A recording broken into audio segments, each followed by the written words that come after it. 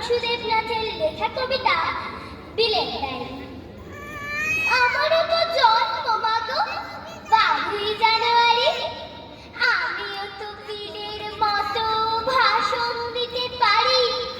তবে কেন চাও না মাগো বিলের মতো হই?